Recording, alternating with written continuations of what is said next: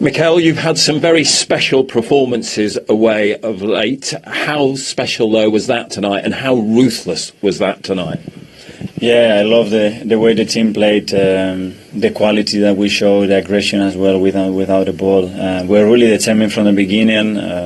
We're all worried because it's a very tricky game. There's a team that has done really well against some big teams as well. And we're really happy, obviously, winning with the amount of goals that we scored and a clean sheet. You've set an English league record tonight. No away side has ever won 3 away games in succession by a 5-goal plus margin. Added to that, the clean sheet. Does that make your mood even happier this evening? Yes, and we have to continue to do what we are doing. I'm really happy with the players that they play. Really happy to get some players back after a long time, like Fabio, like Thomas, and then maintain the momentum. And now is Brentford, and we enjoy that today. And tomorrow is Brentford, and keep going. We spoke about goal difference before this game. Tonight's result means you're +6 over Liverpool, +10 over Manchester City. Just how crucial do you think this could prove to be come the end of the season? I don't know. This is going to be crucial if we win the remain of the games, and in order to do that, we have to beat Brentford now, and that's the most important thing. 5 different Arsenal goal scorers tonight amongst your 6 goals. We spoke the other day about the fact that Arsenal didn't spend money on a striker that many people thought you needed in January. Did that justify the decision? Did you always believe you had goals all around this team? Yeah, we really love our players, and our job is to improve them and to give them the resources and to put them in situations they can explore their qualities, and that's what we try to do. And the fact that so many of them are scoring, obviously it creates a sense of confidence and threat around the team that anybody can score a goal.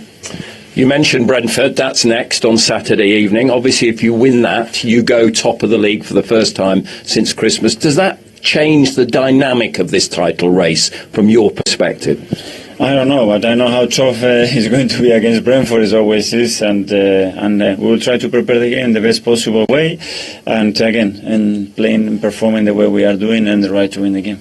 Martin Odegaard was just in here. He mentioned how important the trip to Dubai was that changed things around for you. Can you give us your take on what happened in Dubai and what changed afterwards?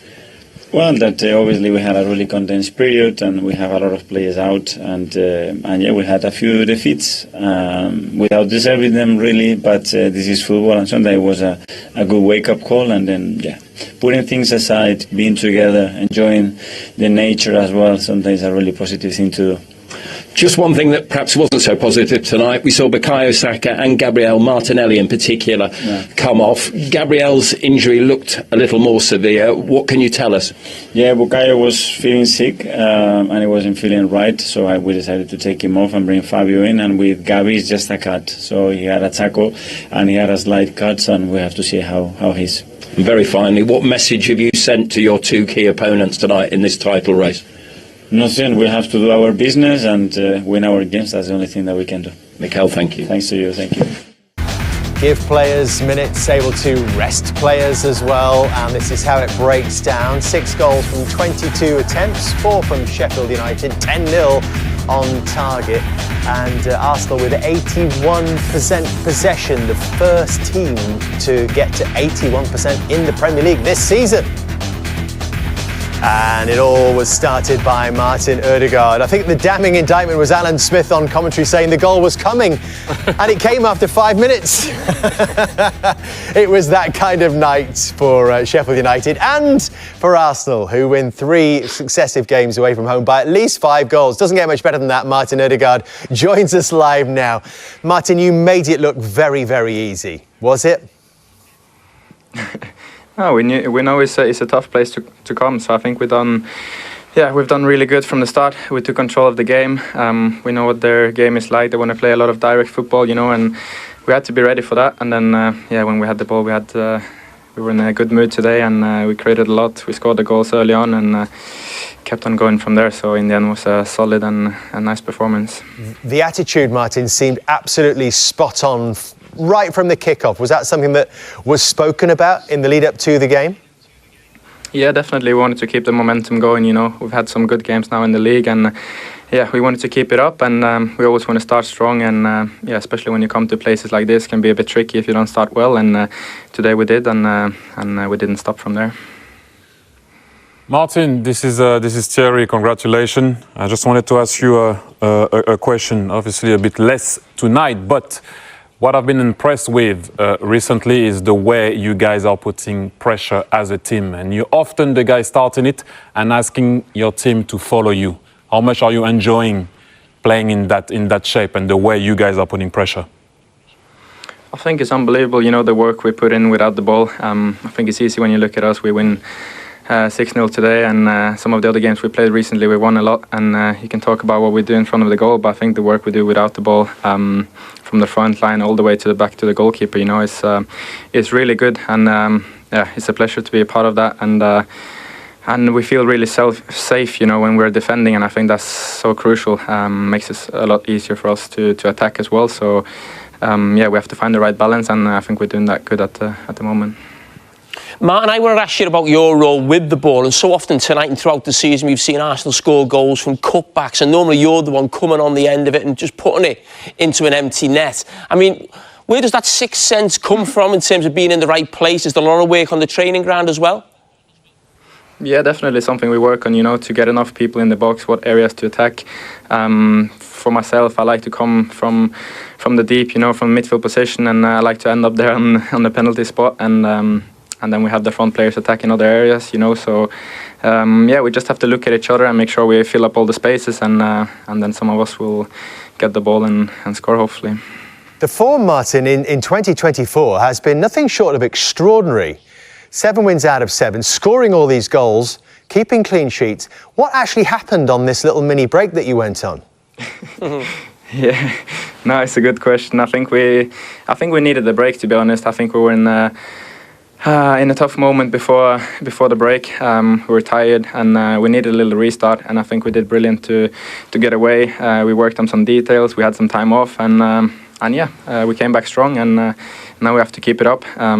Coming towards the end of the season, that's when it matters, you know. So we have to keep this momentum going and keep pushing each other every day, and try to be a little bit better every day in training, and then we'll see where it takes us. Well, the momentum is really building. If you were to beat Brentford on Saturday night, you would go top of the table for the first time since Christmas. How important could that be psychologically for the team, do you think? I mean, every game is crucial now. You see the quality in this league. You know, at the top of the table, it's a good fight. You know, the quality is there, and yeah, every game is important. So it's another important game, and another 3 points we want to get. So yeah, hopefully we can do that. Man, it was a fantastic performance by yourself. Great win for the team. I just didn't see the photographer on the pitch. Is he in the dressing room? He's going to get together? I was waiting for you to say something now. No, I was too scared to do it today, so I went straight inside today. You can celebrate all you like, Martin. Whenever you choose, we'll look after the celebration police in here. And we also have a Player of the Match trophy for you as well. Thank you so much, guys. Congratulations, Martin. Thank you for being a good sport. Thank you. Clinical again from Arsenal. 7 Premier League wins in a row. In that time, they've scored 31 goals. That is more than 3 Premier League clubs have scored between them all season. And in that time as well, they've conceded, as you can see, just 3 goals and 4 clean sheets. It's an impressive run. Very. Maybe something is happening. You see a little bit of momentum about Arsenal? Yeah, that's impressive, that run of results. Some good teams in there. You know, they beat Liverpool convincingly, beat Newcastle convincingly. Most of the games on there, they're winning by 2, 3, 4 goals. I mean, listen, I've said before, they're a force. They're a force to be reckoned with. They're unfortunate at the moment that there's 2 incredible teams in the Premier League. But I've got no doubts about it. In the next few years, they're going to be winning a title. It's just a matter of when. Well, you said they had to have the right application tonight. I mean, they were 1 up inside 5 minutes. From that moment on, it was almost how many are they going to get? This really did set the tone, didn't it, from Martin Ødegaard? Yeah, it did. I mean, they played some fantastic football here. They go in there 2v1, and then Ødegaard loses his marker and just can open net. So it's almost too easy. Like, it shouldn't be allowed to be this easy, but they were much, much better than Sheffield. 3 goals in the first 9 minutes, 50 seconds. Yeah, Declan Rice getting in advanced positions today. He was playing a little bit further forward. Sousa, who was marking Ødegaard, needs to look in the mirror there. I mean, that was awful defending, laziness, no dedication, no desire to stop anybody. I mean, he's literally watched him. If he ran on the blind side, Ødegaard, of him, I'd say, all right, he's just not spotted him. No. He's been right in front of him the whole way, and it's like you've had loads of opportunity to go and close your man down or to track the run. Just look there on the edge of the box. And he's seen him. He's literally moved a couple of yards. It's awful defending. Do you want to score? Well, exactly. What chance have you got? Literally, what chance have you got if your players are doing that? Watching a player, and I can't be bothered, let's just let him run. 5 minutes gone. It's not like he's tired. Just let him run. It's like unforgivable. If I was if I was a teammate, I mean, you'd get him in the dressing room and you'd scream at him. That's cost us the game. We prepared all week for that, and you just go lazily let him run past you. No, that can't happen. That would never, ever happen in a serious team, in a team that are going for a title, that have got high standards. That's giving up straight away after 5 minutes. And you both saw evidence of similar for the second goal shortly afterwards.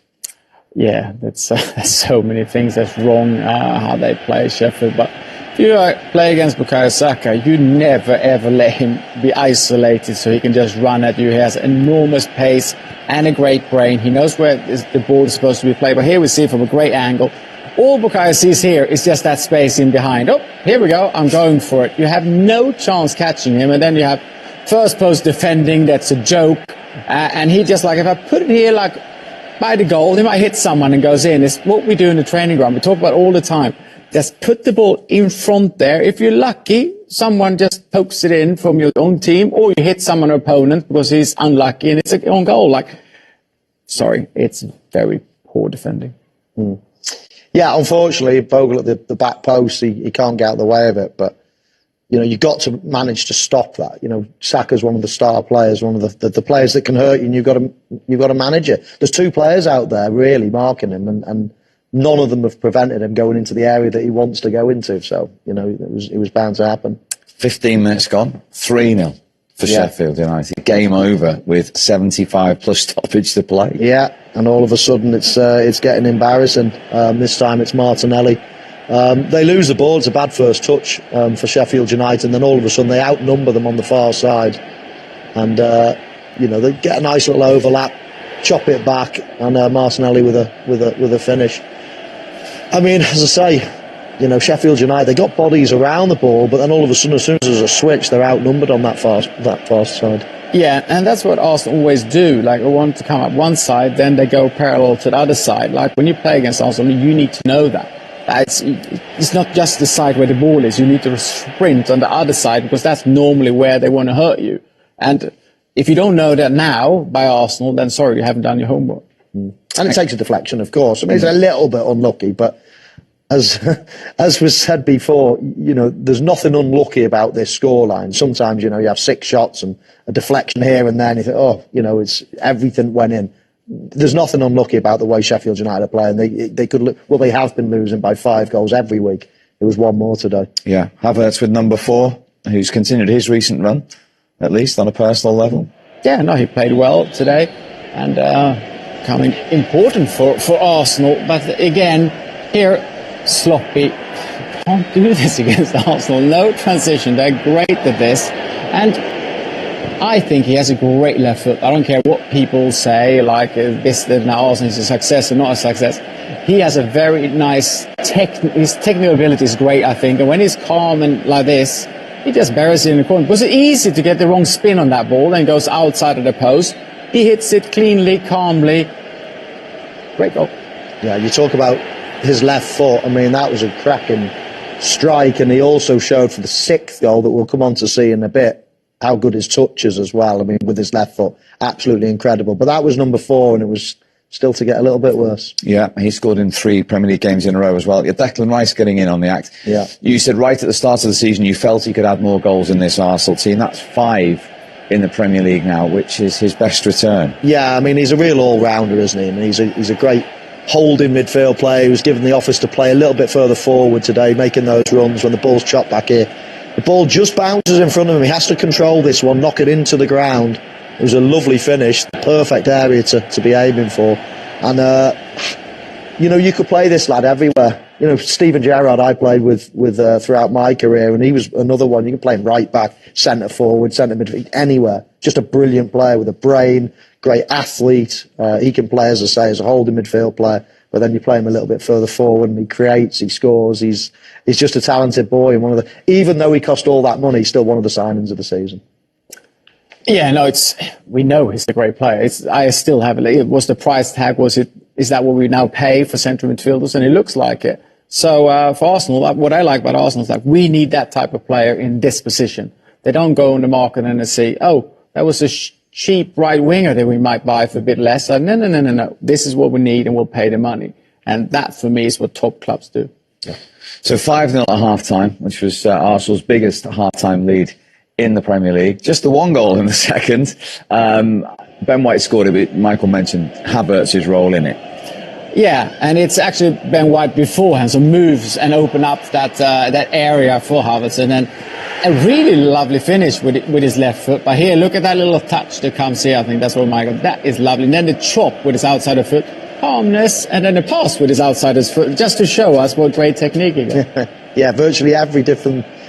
The way you manipulate the ball with his left foot there, virtually every different skill he's shown. But as Freddie said, Ben White actually starting as a right, like quite far up, almost in a right wing position there. He makes a lovely run inside for Havertz to run into the channel. And then Havertz does just brilliantly well to bring the ball down. Just that languid, loose, classy style he's got, hasn't he? Rather typical of Arsenal today, nobody scoring a hat-trick. Even though they score 3 goals, it's always shared around nicely. They still lack that person to go and fire, 20, 30 goals. But hey, it doesn't matter if everybody's scoring. It was the elephant in the room, wasn't it? Yeah, we're all mates, it's all forgotten now. Well, I thought it was interesting, the way you both asked questions there. He has a vital role with possession, but also out of possession as well in this team. Dave, he said a word that I used to love, and I understood that at Barcelona because we were we were playing the same way. What was impressive for me when I was at Barcelona is the way we used to recover the ball and how we put pressure. But I wanted to know that I was safe to go. He used the exact same word, because when you go and put pressure, you don't want to do this. Are they following me? Are they following me? He's not looking. You're not looking. You're going there. You feel safe. And that word came back. And that's why he's going, because he's not looking. Shall I go? Shall I not go? In the Premier League, shall I go? Shall I not go? They're gone. And they're feeling safe. And you can see that when they are playing and putting pressure. It was certainly effective tonight, Jamie. When they did get the ball, they were so dangerous and caused Sheffield United so many problems from wide areas. Yeah, they did. And listen, I mean, the first sort of 5 minutes of the game, you couldn't believe how dominant Arsenal were. I mean, there's so much to sort of enjoy when you're watching Arsenal playing with the ball, and obviously they almost score here. And just little themes that we've actually touched on tonight. I think Thierry done a brilliant, and when he was actually talking about Manchester City being compact as a team, and you actually look where, look at Saliba, he's high, and then you look where Gabriel is. So we're talking about teams, and of course Mikel Arteta is, a disciple of Pep Guardiola. That's where he's really been influenced. But that compactness when you've got the ball, and the days of centre-backs watching the team play at this end of the pitch, and the 2 centre-backs being on the halfway line, I can't even get it in shot. Them days are gone. Them days are finished. This now, if you want to be a top centre-back and play for a top team, you're going to dominate possession. Your centre-backs are going to end up having to be 30 yards from goal, as we saw at the weekend with Manchester City, and we actually see here, Thierry. But we all know who's winning that race. Yeah. So you're safe. Yeah, you said, didn't you? It's a 1v1. Like, who's winning that race? We all know who's winning that race. So you can go. You can send another man forward and attack. What I thought, and I know, and I feel sorry for Wilder, and I know it's not easy, but this is what happens when you play in a back four against a team like Arsenal. You're gonna end up with what I call, you're gonna now have to always chase a man. Hey, you're going to end up chasing a man all the time. And then if you roll it at that particular moment, anything can happen. It's a goal. And this is why he went after, 15 minutes? The first one? No, I'm changing into a back five. After 3-0, yeah. It was a bit late by then. No, I know, but a team like Arsenal can, as we saw, open you up at will if your back four is not well drilled. It's a tough one, and they enjoyed it for a little while. And so, after even. Yes, so as we were saying, 3-0 down after 15 minutes, and that with the 4 before they actually made the change, that tactical change. So let's have a look at the second and third goals. Bogle gets unlucky, but again, it's about this cutback, isn't it, which is such a problem. Yeah, I mean, it is. It's so sort of Manchester City, like, and Thierry's right. I mean, I've said for a very long time about sort of getting in position to sort of stop cutbacks is very difficult. But the thing that really stood out for you, Thierry, was actually going on the outside. Yes. Because we don't see it now, because wingers like to come inside on the stronger foot. Yes, and this is what Bukayo Saka brought to his game now, because people, as you can see, if you show the replay again, the Sheffield United player, it doesn't matter, went on the inside to wait for him. Well, he went on the outside. And I think you need to beat your player on the outside. And then, obviously, we all know what happened after that. They go on the counter now. Ball arrives to Declan Rice, reverse it to Martinelli, and also on top of everything, the ball is deflected in. Yeah, I mean, exactly what you don't want. I think it's all reverse it. It was Declan Rice, I think. But this is a night when players are looking to boost their own confidence as well. Yeah, and what we've got to remember is, since Havertz come back into the team, it hasn't all been about him getting goals. He gets his goal tonight. But Arsenal have started scoring a lot of goals since sort of Jesus has gone out the team, and you know, almost like playing without a striker in a certain sense. In some ways, would you say that, Thierry? Yeah, like I would say a well-organized striker, but it doesn't matter. I said so many times, and maybe mentioning Kane is not the best example, but goals don't show you titles, do they? You know, Man City showed us that with a Gundogan scoring 18 to 17, with a Kevin De Bruyne scoring 16 to 17, you don't need to have a striker that's going to score you a lot of goals. You need to have a lot of players that's going to pass maybe 10 to 11 to 12. Then you're good. When you are a team in possession. So, like again, I'm going to go back to the same thing. Those teams for me right now, Arsenal, Man City, they defy logic. Because at one point you're like, if you don't have a striker back in the day that score you maybe a 20, you might not win the league, you might not. Because when you have one also that can score you 30, you don't also win the league at times. But that was our analysis, I think, at the start of the season when they were struggling to score goals. We knew they didn't have a Salah or a Haaland. But what we were saying, people like Saka, Martinelli, Odegaard, they were nowhere near the numbers they were getting last season, which they were all getting around about 15. And that's okay if you're getting 4 or 5 players around that number. But now as the season's going, it looks like they're going to get those numbers. And people like Declan Rice chipping in as well. He was desperate to get his goal. Is this incredible attacking football we are seeing, or is this just disastrous football from Sheffield United? A bit of both. It's easy to be sitting here watching the game if you're not the coach, but I just thought that playing Arsenal in the back four was extremely brave. You have to play Arsenal in the back five, especially in the position that you're in. But yes, if you let Arsenal play like that and you don't bite, and you allow them to be in between, you're always going to miss a man inside if you play with a back four without stepping on anyone and allowing to move and make that little run. Declan Rice comes out, holding midfielder is not doing his job. It's just not good enough. And I know for Wilder it's going to be a long night and it's an enjoying one for Arsenal. I didn't want to jinx it, but like he's showing him on the outside there, Jamie, as a defender. But the player inside is waiting for him inside. So obviously it's going to be an easy path to goal. Obviously, we know the ball goes through the leg of the keeper. It's an own goal for Bogle. But that's just too easy, I think, Jamie. Yeah. I mean, listen, Arsenal are a top side. Yeah, and we don't need the performance here to sort of prove that against Sheffield United. But, I mean, it has been devastating. The opposition's poor, we know that. But we're looking at Arsenal from this point of view. But so often, Thierry, they get to that sort of byline, very Manchester City-like as well, where they get someone in that byline and they pull it back. It just happens so often in so many of these goals. They had so many opportunities. They scored almost the same goals. They keep you in that web. and I mention it all the time, the pressure is on point. Even when you try to play, they go and aggress you, they're aggressive. But is this a night for Arsenal players to think about numbers? Some of the fringe players like Kai Havertz to really step up here. Well, look, if you're playing a game like tonight, you would like to have at least 2 or 3. Is that how they'll be thinking, Thierry? Well, it's not. What I like with this team is they're still playing the same way. They're very aggressive. They put pressure. They still try to respect what Mikel wants to do. As you can see here, they trap you in that web. If you get that ball back right now, it doesn't really matter. You're not going anywhere. And again, same thing. How many times we saw Bukayo Saka doing that to his opponent by letting the ball? Sorry, another cutback again. Yeah, again, and I love when a winger beats his man on the outside down the line. So then, because you can cross the ball back, or obviously we all know now people like to have that 10 making that run. But I like when a winger beats his man on the outside. We'll continue the conversation in a minute. Hello and welcome to the Manchester City and the Manchester United game. We are here for the Premier League points table on the Premier League points table season 2023 and 2024, in which what can Manchester United do to beat the Manchester City.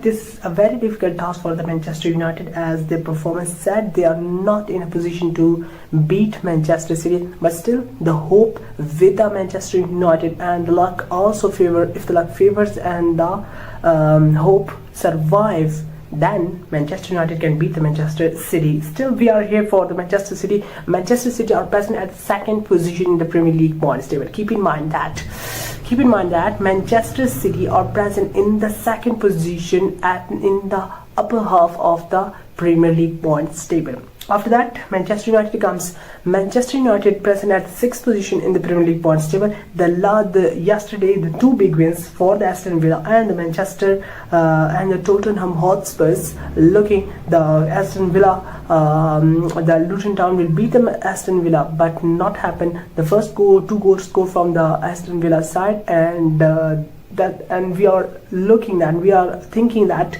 the Aston Villa has a lead and Luton Town can't do it. But after that, in the second half started, 2 goals put in down from the Luton Town side, and the game was equalized. But after that, the Giants scored a goal at the 89th minute for the Aston Villa, and the game win by the Aston Villa side, and they receive their points in the Premier League points table. If they not win this game, then the chances will be difficult, the game will be difficult, and the Manchester United will beat easily and they will come to the 5th position. But now the scenario was totally different for the Manchester City. Okay, now if you look at the Manchester City and the Manchester United, just have a reference of three teams: Arsenal, Aston Villa, and the Tottenham Hotspurs. Man City are second, Manchester United present at 6th. If you look at the stats and the records and the positioning and the points and the matches they has been played, the Manchester City plays 26 games in which they have won 18 of the games. 5 games they have been drawn in this season, while 3 of the games they have been drawn. Between 3 games they have been lost, while 59 points they have been conceded so far. If now coming towards the Arsenal have 58 points, just 1 point behind the Manchester City. If Manchester City loses, then the scenario will be something different. Manchester United, 26 games has been played, 14 games they have been win, 2 games they have been drawn, while 10 of the games they have been lost. It's such a big loss for the Manchester United this season. 10 games they have been lost, in which they are beaten from the Fulham also. So their records are not too much good. And their performances are not that much good, and with that they have 44 points in the Premier League points table. So if they want to finish at top 4, that will be a very difficult task, because Aston Villa are present at the 4th, and they have 55 points. If they play another game, they win, they have 47 points in the Premier League points table. So winning from them is not an easy game, and this will be a crucial moment for the Manchester United, that they can't finish at top 4. If they can't finish at top 4, so the UEFA Champions League, the next year chances will be vanished for the Manchester United.